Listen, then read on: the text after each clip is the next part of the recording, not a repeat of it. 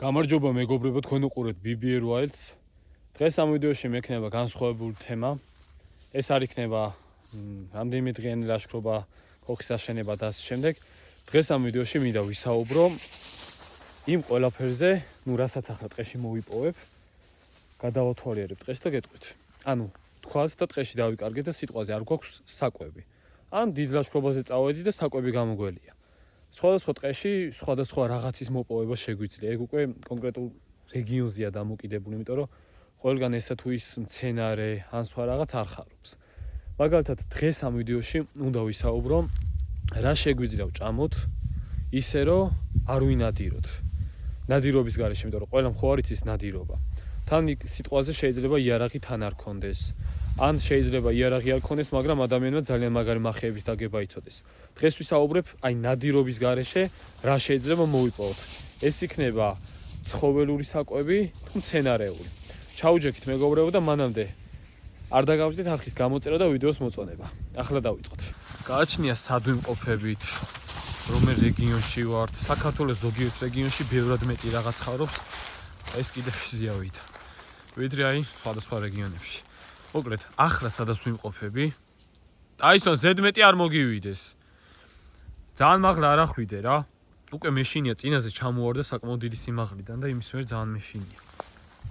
მოკლედ, ახლა სადაც ვიმყოფებით, მე და ტაისონი არის ძირითადად მუხის ხეები.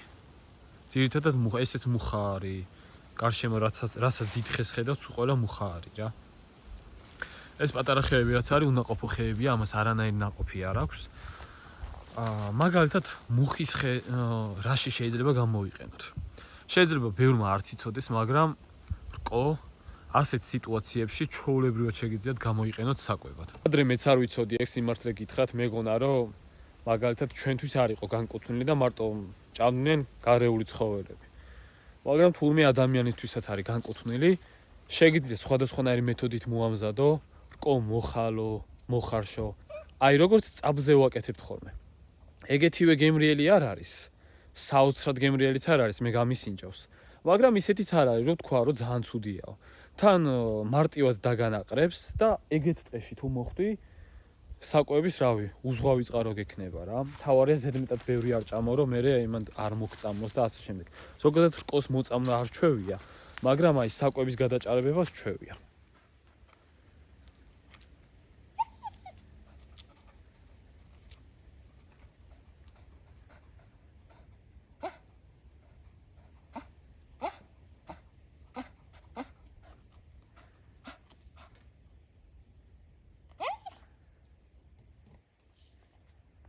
რკო არ უნდა იყოს დამპალი და ჭიანი. აი ესე ძირს რასაც ნახავთ. თხილივით არ არის, რა ძირს რო იყრება თხილი და რო უკრებთ ხოლმე. ეს უკვე გაფუჭებული არის, ძირითადად ყველას ჭია აქვს რა. ჯობია თვითონ ხეზევე მოიპოვოთ. კვახეც არა. მაგრამ უკვე ამ პერიოდში აღარ არის კვახე. შემდეგი რაც შეგიძლიათ ჭამოთ, გარემო აქვეა. ეს არის ყოჩი ვარდა. საფხუზე რომ ძალიან ამაზე ყვავილები იცის. ის მსგავსი. აი ამის ბოლქვები. მიწერო გათხარე, ახლა არ მინდა ეს დავაზიანო. მაგრამ მიხვდებით რა. თუ არა და ჩემს სხვა ვიდეოს რო გადახედოთ, ერთ-ერთ ვიდეოში მიჭამია კიდეც. ფოთოლი მარტივი გასარჩევი არის. თვითონ ამის ყვავილიც იჭმევა. თუ არ ვწდები ფოთლებიც. ახლა მთრა და არასწორად არ მინდა გითხრათ, ამიტომ ფოთლებზე ზუსტად არ ვიცი რა. თუ დავაზუსტე მანამდე შემიძლია ვიდეოშივე მივაწერო. მაგრამ ამის ბოლქვი იჭმევა.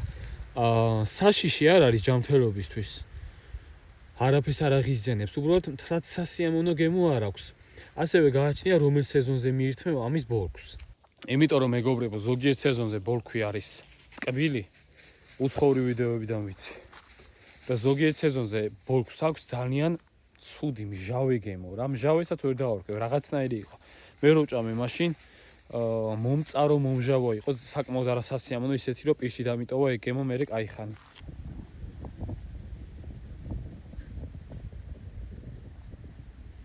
ამ ტყეში სადაც ვიმყოფები არის ერთ-ერთი ყველაზე სასარგებლო რამ, რაც შეგიძლია ადამიანმა ტყეში მიირთვა. ეს არის ყუნელი. ეძახიან ყუნელასაც. ყუნელი არის ვარდისებრთა ოჯახის გვარიდან. ასე შეიძლება ვთქვათ, რომ კენკრაა, მაგრამ კენკრა არ არის რეალურად. ეს არის ვარდისებრთა ოჯახის გვარიდან. როგორც ასკილი. ასკილსაც გაჩვენებთ იქით ბუჩქებზე იქნება. არის ძალიან სასარგებლო. ეს არის გულისთვის ერთ-ერთი ყველაზე მაგარი რამ. პატარა კურკები აქვს, თუ გინდათ გადმოვაფურთხეთ ეგ კურკები, თუ გინდა გადაყლაპეთ. და საკმაოდ გემრიელია. პატარა ხო არის, ერთი ცალი რო შეჭამა შეიძლება გემო ისე ვერ აღიქვა რა. ეს რო შეჭამ, ვერ აღიქვა გემოს. თან ნახეთ როგორი მუქი ფერი აქვს, თითებზე ეგრევე გადამდის. ეს გამოიყურება კუნელი. უფრო ახლოდანაც გაჩვენებთ. ფოთლები აქვს ასეთი. ეს წესით ბევრს გეწოდინებათ, მაგრამ თავის დროზე მეც არ ვიცოდი. აი უფრო სოფლებში იციან. ასეთი ფოთლები აქვს. არც თუ ისე დიდი ხეიზდება, მაგრამ ძალიან ბევრს ისხავ. მე ამას ჩიტები ჭამენ, ეტყობა ამის ჭამა უკვე დაუწყია. თორე აი ასე სუსავსია ხოლმე შავად ტოტები. თვითონ კუნელი გამოიყურება აი ასე.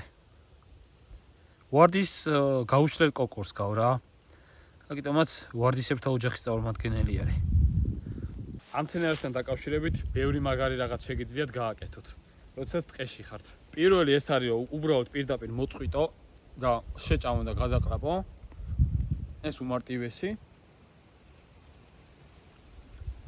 გემრიელია მართლა და წვნიანი. ხო ძალიან პატარა და ციცკნა, მაგრამ უკვე კარგი გემო აქვს.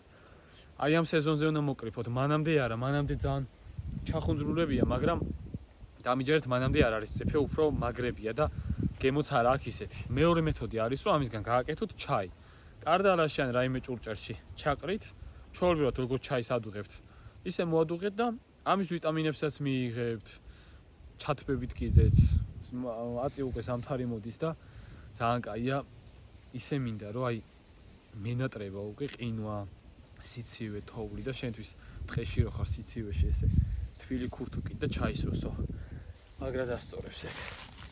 აგრეთ აი შეგიძლიათ შეჭამოთ. შეგიძლიათ ამისგან გააკეთოთ ჩაი. დღეს ამას დავკრებ. რაც იქნება რა. რომა დავკრებ, მე სახში წავიღებ. სახში ესე უნდა გაშალოთ, რომ გამოშრეს, გახმეს, რაც ჩაისთვის გინდათ და ჩათვალეთ უკვე ჩაისფერი გაქვთ. რასაც გარეთ ყიდულობთ, ნებისმიერ ჩაის 100 ჯერ ჯობია. სარგებლობის თვალსაზრისითაც და გემოთიც. იმიტომ რომ რასაც ყიდულობთ, რასაც სვავთ, ბოლომდე კარგი და ჯანსაღი ნახდად არ არის. სამაგეროთ ეს არის. ღმერთის მოცემული პირდაპირ ბუნებაში მოწყვეტილი, რაც ძალიან გემრიელი არის. კუნელი საქართველოს ნებისმიერ რეგიონში ხარობს და საქართველოში გვხვდება მხოლოდ 9 სახეობა.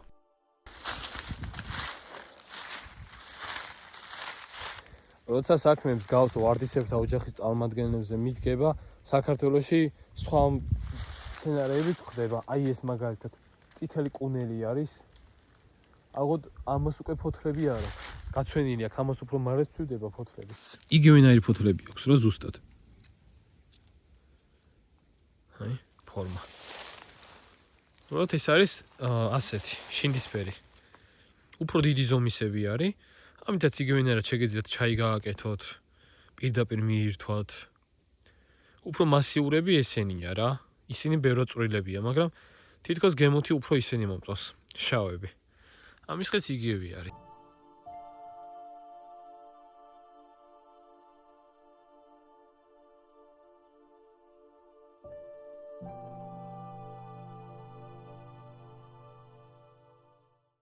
აი რაც ეხლა კუნელზე საუბრისას ვახსენე, აქ გამოჩნდა. ეს არის ასკილი. ასკილიც ვარდისებრთა ოჯახის წარმომადგენელი არის. საკმაოდ გემრიელი რამ არის, რომ გააკეთო სიტყვაზე ჩაი. რა თქმა უნდა, ეს ბევრი არ უნდა დალიო, იმიტომ რომ არის შარდმდენი და ბუნებაში ორგანიზმიდან ზედმეტი სითხე რო დაკარგო, ნახდად არ არის ეგ კარგი იდეა. არის ეკლიანი მცენარეა, როგორც ვარდი. უცებ გეგონება, რომ ვარდის გაუშლელი კოკრები არის. უნდა მოწყვიტო აი კუნელმა როგორი ფერი დამიტოვა ფრთხილზე. უნდა მოწყვიტო ცოტა რბილი. ესენი არ არის კარგი მაგალითად. მაგრამ წავა, ჩაი რო გინდოდეს, წავა ჩვეულებრივად. ჩაის დალევა ამით.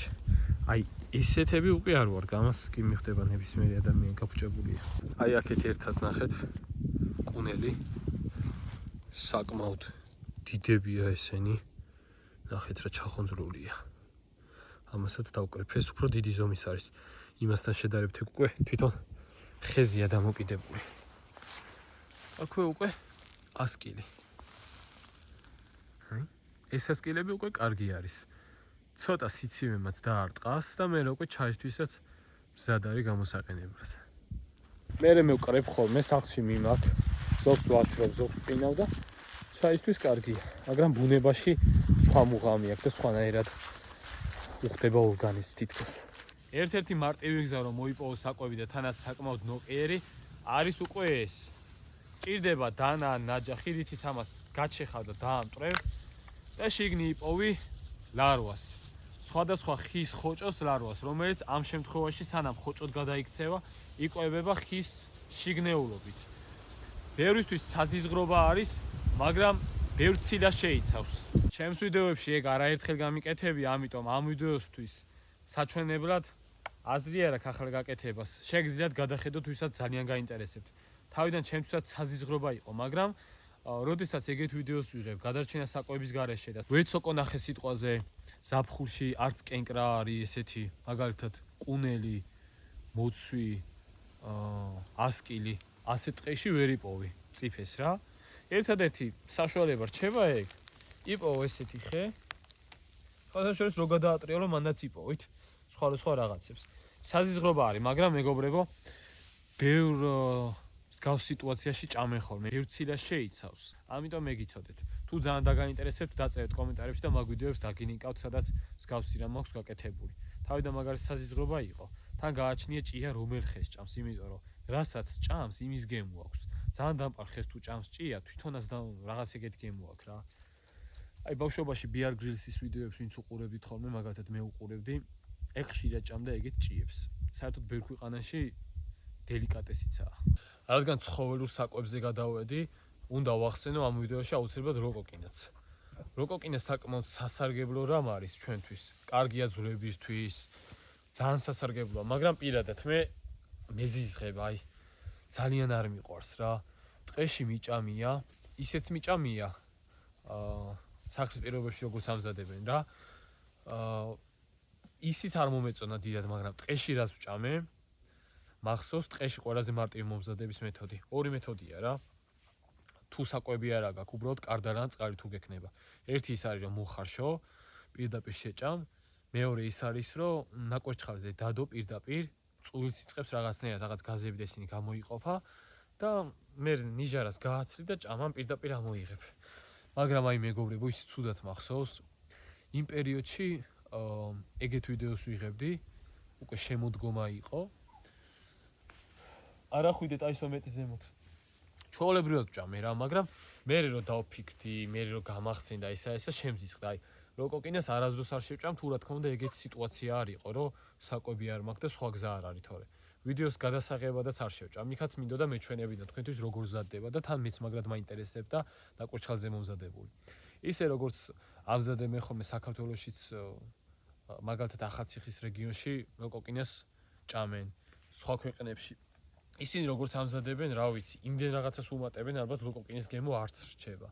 მაგრამ ესე რომ მოამზადებ ველურ პირობებში და მაგას შეჭამ, თლიანად თავიდან ფორმდე როკოკინის გემოა და ეგ მაგრად უკვე შემზისხდა მე. მაგრამ იცოდეთ რომ შეგიძლიათ მიირთვათ, სასარგებლო არის, დაგანაყრებთ, ცილებიცაა მაგაში და რავი. საკვებად გექნებათ რა. სხვა შემთხვევაში ბოლო რაც შეიძლება დავამატო, ეს არის უკვე ტყის მარწყვი, რომელიც ამ ტყეში არ არის, არასდროს მინახავს. ნუ ეგ უკვე კენკრაში გადის და კენკროვანი მცენარეები როსთანაც ძალიან ფრთხილად უნდა იყოთ, როგორც სოკოსთან. იმიტომ რომ მეგობრებო, როგორც სოკოებშია საჭმელად ვარგისი სოკოები და შხამიანი სოკოები, ეგრეა კენკრაშიც, რომლებიც ერთმანეთს იმდენად წააღავს, რომ შეიძლება საკვებად ვარგისი გეგონოს, კარგი გეგონოს და შეჭამო და მოიწამლო და მოწამვლაზე საშინელება ტყეში რავი რა უნდა იყოს. მოკლედ მეგობრებო, დღეს ამ ვიდეოში ესენი მინდოდა მეთქვა. სხვა ისეთი მართლა არაფერი არ არის, რაც ახლა თავში მომდის და ახსენდება. ძირითადად ეს არის ყველაზე მარტივი საკვების მოპოვების წყარო, რაებიც ჩამოგითვალეთ. რითიც გააკეთებ ჩაისაც და პირდაპირ მიირთმევ კიდეც. მეგობრებო, აქედან დაგემშვიდობებით, თუ რამე გამომრჩა, ალბათ თქვენც დაამატეთ. უბრალოდ მე ახლა კონკრეტულად ამ რეგიონში სადაც ვარ, აქ ესენი არის. აი რაჭაში რო ვიყო, რაჭაში აღარ ახვიდე. რაჭაში ხვდება ეკალა, რაც ძალიან მიყვარს. ეკალა როგორც მომზადებული, ისევე პირდაპირ აი მოწყვეტ ეკალა ძირითადად დასავლეთში იციან, აღმოსავლეთ საქართველოში ეკალას არ ამზადებენ. თუ იმემ იქიდან არ უთხრა და არ გაიგეს რა. ეკალა არის საოცარი მცენარე, ცოცავი არის, ეკლები აქვს ესეთი ფოთლები და ბოლო წამონაზარდი ღეროები რაც არის. ეგ რბილი უნდა მოტეხო. საოცრად გემრიელი არის, წვნიანი და სასარგებლო. პირდაპირ უმადაც იჭმევა რა. იგივე შემიძლია დავამატო სატაცური. სატაცურს უკვე აღმოსავლეთ საქართველოში ვამზადებთ. ძალიან სასარგებლო მცენარეა და გემრიელი. შემიძლია დავამატო ღანძილი და კიდევ არის პატარ-პატარა მცენარეები, რაც შეიძლება ტყეში მოიპოვო.